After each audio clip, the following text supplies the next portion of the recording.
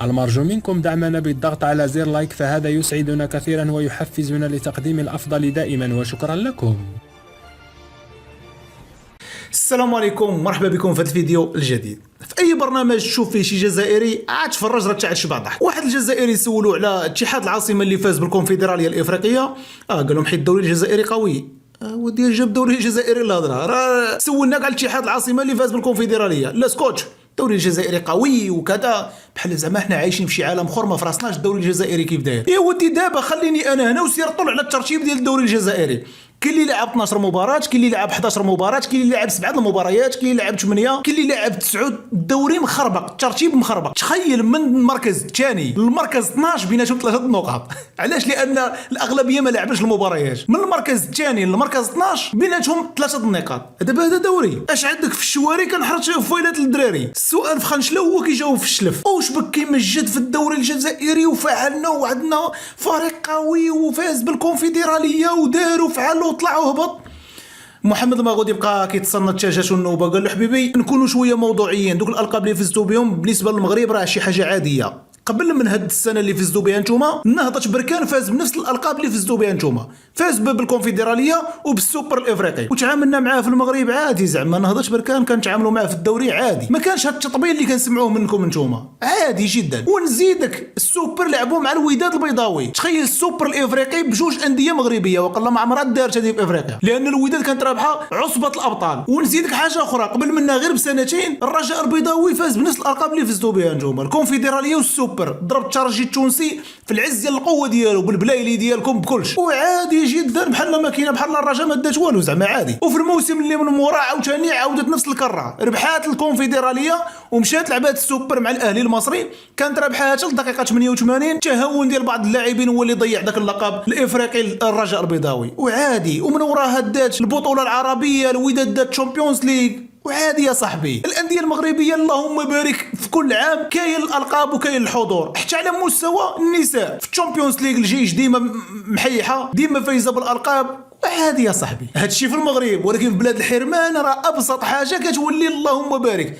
وتخيل انت داو الكونفدراليه ومشاو علقوا نجمه، والله العظيم لا علقوا نجمه مع اللوغو ديال الفرقه على الكونفدراليه. يا مساخي طولي، عطيوني شي نادي في افريقيا فاز بالكونفدراليه وعلق نجمه، ما كدارش هذه النجمه. كتعلق ملي كتفوز بالتشامبيونز ليغ او لا كدي 10 البطولات في الدوري ديالك، عاد عندك الحق تعلق نجمه. هما داو على الكونفدراليه علقوا نجمه وكملوها، داو السوبر علقوا نجمه اخرى. هي الحرمانيه. انا هضرش بركان قبل منكم بسنه دارتها، فازت بالكونفدراليه وبالسوبر. سير قلب اللوغو ديال نهضه بركان شوف واش تلقى شي نجمه معلقه، ما كدارش هذه صاحبي. ما كاينش شي نادي في افريقيا فاز بالكونفدراليه ودار نجمه من غير بلاد الطوابير، بلاد الحرمان. النادي الوحيد اللي دايرها هما نتوما. والله يزيدكم حرمان في حرمان. شوف علاش خص ديما بنادم يبقى عافط عليكم، راه ابسط حاجه كديروها كتبلبلوها. وتخيلوا كون كنتو نتوما كتلعبوا على الشامبيونز ليغ وكتوصلوا للفينالات وكديوهم وكل عام حاضرين في الفينالات، راه مصيبه. وراه حنا معكم. نخليكم مع الحوار كيف العاده. ما تنساوش لايك، خلونا الراي ديالكم في التعليقات. الناس اللي مازال ما مشاركينش معنا يشاركوا ويفعلوا الجرس باش يوصلكم الجديد ديالنا دائما. هيكل، وهذا يدل على قوه الدوري الجزائري. فرق تلعب في اخر مراتب جدول ترتيب الدوري الجزائري وتتحكم في بطوله الكونفدراليه والاتحاد العاصمه. اتحاد العاصمه لما تاهل الى الى الكونفدراليه التي فاز بها كان ثالث البطوله الجزائريه. اذا الدوري الجزائري قوي بما يسمح انه كل الانديه مهما كان ترتيبها تلعب الاماكن الاولى او تنجح في التألق في البطولات الافريقيه. ما نتمناه الان انه شباب الوزداد ان شاء الله لكن الدوري الجزائري مطالب انه يتقوى اكثر للفوز بالتشامبيونز ليج. اكيد، ولكن الانديه الجزائريه لما توصل للنهائي، اتحاد العاصمه في 2015 وصل للنهائي وانهزم امام اقوى فريق انذاك وهو تي بي مازامبي. اتحاد العاصمه الان وصل وفاز بالكونفدراليه وفاز على غول افريقيا وهو الاهلي المصري في كره السوبر الافريقيه او في مباراه السوبر الافريقي. اذا هو قوي، وهذا يدل وهو مرآة لقوه الدوري الجزائري. اكيد انه، ولماذا اقول لك انه اقوى او قوي؟ لانه مش نادي واحد فقط يسيطر ويلعب ويتألق افريقيا. اي نادي يشارك من انديه الدوري الجزائري تشارك الا وتألقت في البطوله الافريقيه مهما كان ترتيبها في الدوري الجزائري. وفاق سطيف اول بطوله افريقيه له في 88 كان يلعب في الدرجه الثانيه الجزائريه. اذا لنعود الى اتحاد العاصمه. هيكل اتحاد العاصمه موسم ممتاز، موسم رائع بقياده بن شيخه، ولكن لا يجب ان ننسى المدرب المغربي أناحي أو أناحي اللي كان يدرب في اتحاد العاصمة وهو الذي بنى لبنة هذا الفريق. ولو انه بن شيخ الان في سيمبا تنزانيا، والان سيمبا يتألق كذلك في الكونفدرالية الافريقيه، وهذا يرجع انه كذلك المدرب الجزائري ممتاز وكادر فني من طراز عالي. اذا بن واحي المدرب المغربي بن واحي الذي يعود له الفضل كذلك في بناء لبنة هذا الفريق، وجاء بن شيخة واكمل ما يجب ان يكمل، واصبح الفريق هذا يلعب بامتياز ويسيطر على الكونفدرالية. اذا اتحاد العاصمة الان يتأرجح بين آخر المراتب في الدوري الجزائري، ولكن يسيطر على الكونفدرالية. ما أتمناه أن يكون بطلا ثانيا لهذه البطولة حتى يؤكد لك يا هيكل أنه الدوري الجزائري قوي. ولكي نعود إلى الذكاء الاصطناعي يا هيكل، إذا بن شيخة استعمل الذكاء الاصطناعي، اتحاد العاصمة لا زال يمشي على الذكاء الاصطناعي في كرة القدم الذي هو مستقبل كرة القدم من 24 إلى غاية ما لا نهاية. انت تحكي بجدك ولا تمزح؟ والله على حسب فهمك. هي خطر اذا تحكي عن جد مشكله. استعمل الذكاء الاصطناعي ولا مدرب يستعمل في الذكاء الاصطناعي؟ نمزحوا لا نمزحوا، خاطر اللي يسمعنا وتسمع تحكي بالطريقه هذه ممكن يقول لك هذوما في بدايه سنه 2024 خرجوا على السكه، يعني حادوا عن السكه الصحيحه.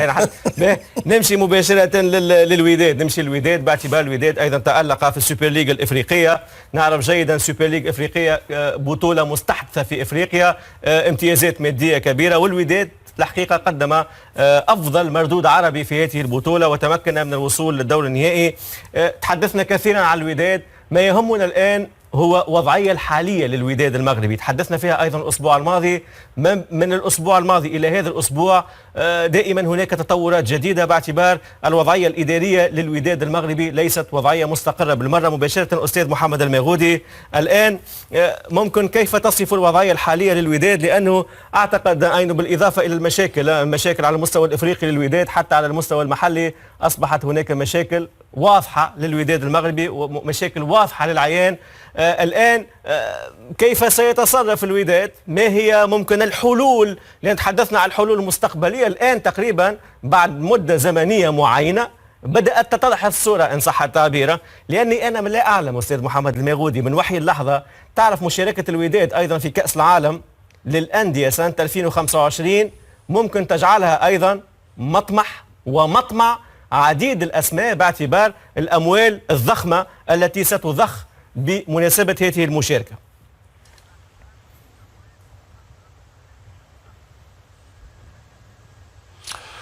والله عزيزي هيكل، أولا لابد من الوقوف عند ملاحظتين أساسيتين. في السنتين الأخيرتين تقريبا فاز فريق نهضة بركان بكأس الاتحاد الإفريقي وبالسوبر، ولكن لم نعطيه قيمة إطلاقا داخل المنافسة المغربية. الملاحظة الثانية أن داخل البرنامج ركزنا على كرة القدم الذكورية، وكأن كرة القدم بدون النسوة غير موجودة ولا تتويج لها ولا أيضا ولا مسار لها، وأعتقد أن هذه نقطة يجب أن نستدركها مستقبلا. أعود إلى الوداد وأقول من خلال إحاطتي بأزمة الوداد الرياضي ومن خلال معرفتي بأن الوداد الرياضي سيسقط في هذه الأزمة منذ سنوات وأنا أشير إلى ذلك، أقول بأن فريق الوداد الرياضي الآن بحكم أنه يمثل المغرب في بطولة العالم، وبحكم أيضا أن فريق الوداد الرياضي مصدر ماله ومصدر رزقه كان في العشر سنوات الأخيرة تقريبا هو الرئيس الذي يوجد الآن في السجن. أنا أقول بأن ورسالتي واضحة جدا وبكل مسؤولية، أقول بأن أزمة الوداد الرياضي الآن تحتاج إلى تدخل الحكومة المغربية.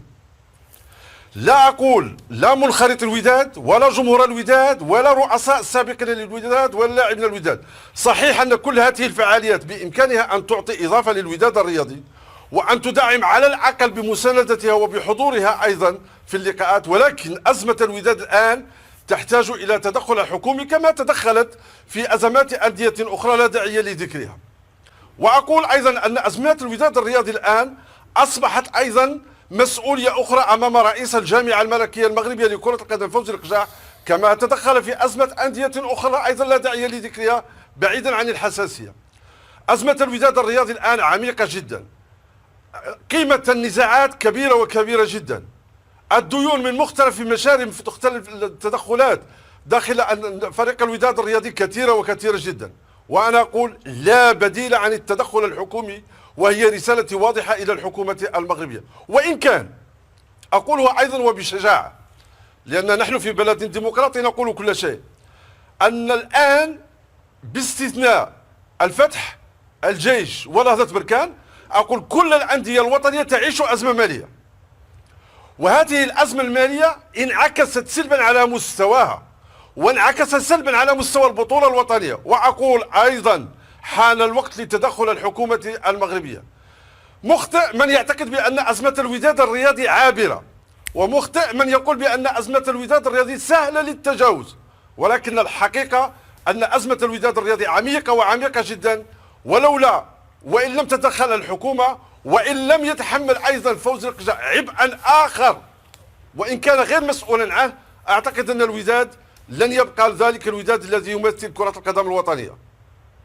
واضح، إذا نداء واضح ومباشر من الأستاذ محمد المغودي إلى الحكومة المغربية من أجل التدخل المباشر لإنقاذ هذا الصرح الكروي، ليس فقط المغربي بل العربي والإفريقي، الوداد المغربي. وعلى فكرة عجبتني ملاحظتك بالنسبة لكرة القدم النسوية، لأنه امتياز كبير نعرف للمنتخب المغربي النسوي. المغرب ستنظم كأس أفريقيا أيضا للسيدات، إن شاء الله نستغلوا هذه الفرصة.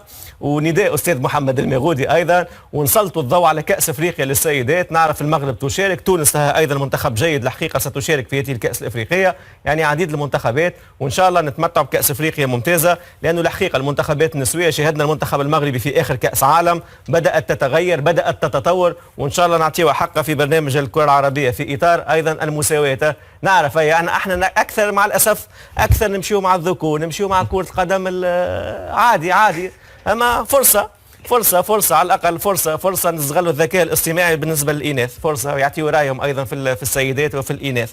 كان هذا هو الفيديو ديال اليوم. خلوا لي الراي ديالكم في التعليقات، نخرج عليه بالراي ديالكم. الناس اللي مازال ما مشاركينش معنا يشتركوا ويفعلوا الجرس باش يوصلكم الجديد ديالنا دائما. شكرا لاي واحد كيدعم المحتوى ديالنا، كيف عندنا نشوفوا فيديو جديد ديما مغرب.